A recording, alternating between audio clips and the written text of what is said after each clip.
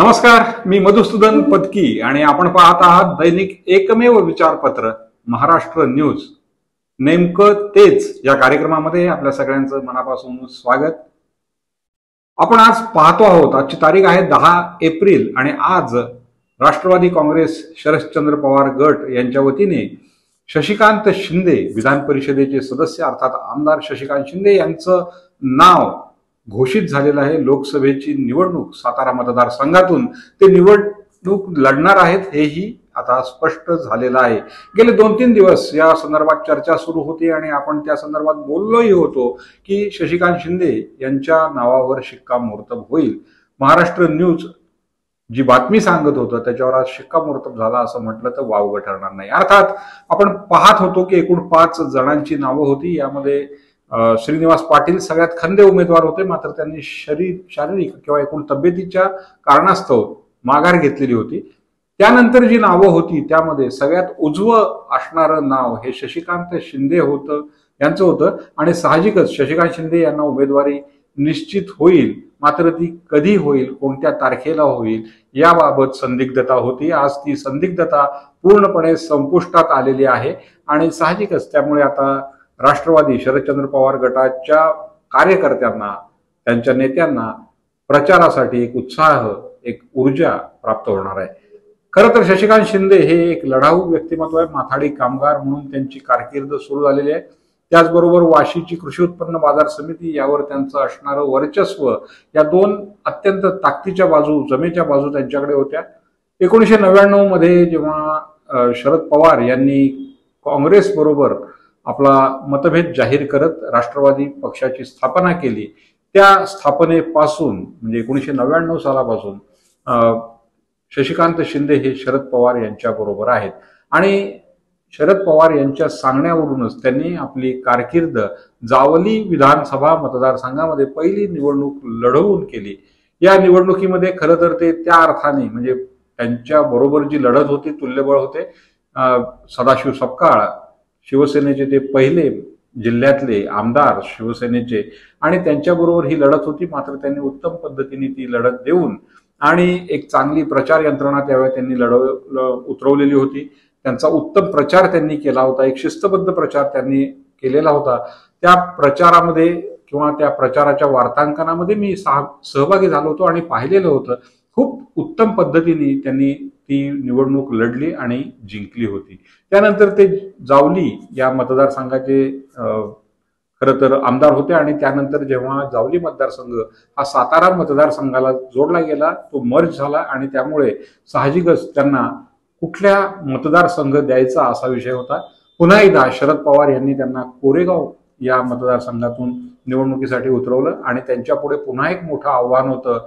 महाराष्ट्राच्या राजकारणात ज्यांचं नाव अतिशय तुल्यबळ असं होतं अशा डॉक्टर शालिनीताई पाटील यांच्या विरोधात त्यांना निवडणूक लढवायची होती। कोरेगाव मतदारसंघाचा विचार केला तर तिथे अण्णा म्हणजे शंकरराव जगताप जे विधानसभेचे अध्यक्ष होते, त्यांचा हा मतदारसंघ काँग्रेसचा एका अर्थाने बालेकिल्ला। शालिनीताई पाटील या सुद्धा काँग्रेसच्याच खरं तर म्हणायचं आपण, पण त्याही शंकरराव जगतापांच्या विरोधात लढलेल्या होत्या आणि एक तुल्यबळ लढत त्यावेळी होती। त्यानंतर शालिनीताई पाटील यांच्या विरोधात एका अर्थाने बाहेरून आलेले शशिकांत शिंदे यांनी लढत दिली होती आणि ती लढत त्यांनी जिंकलेली होती। साहजिकच ते जायंट किलर ठरलेले होते आणि या सगळ्या परिस्थितीचा विचार करता शशिकांत शिंदे हे केवळ शरद पवार यांचेच नव्हे तर एका अर्थाने अजित पवार यांचे विश्वासू होते। सुप्रिया सुळे यांच्याबरोबरही त्यांचे वेवलेन चांगली जुळलेली आहे। ती एकूणच राष्ट्रवादीच्या जी कोअर टीम आपण ज्याला म्हणूया, त्या कोअर टीम मध्ये अतिशय महत्वाचं विश्वासपात्र असं जे काही नेतृत्व राष्ट्रवादीमध्ये आहे त्याच्यामध्ये शशिकांत शिंदे यांचा समावेश होतो। साहजिकच शशिकांत शिंदे ही केवळ त्यांच्यापुरतीच नाही तर राष्ट्रवादी काँग्रेसच्या दृष्टीनेही अत्यंत प्रतिष्ठेची अशी सीट जागा आहे आणि कोरेगावमध्ये जेव्हा ही लढत शालिनीताई पाटील यांच्याबरोबर त्यांनी जिंकली, त्यानंतर दुसऱ्या टप्प्यामध्ये महेश शिंदे यांनी त्यांच्याबरोबर लढत दिली होती आणि शशिकांत शिंदे यांचा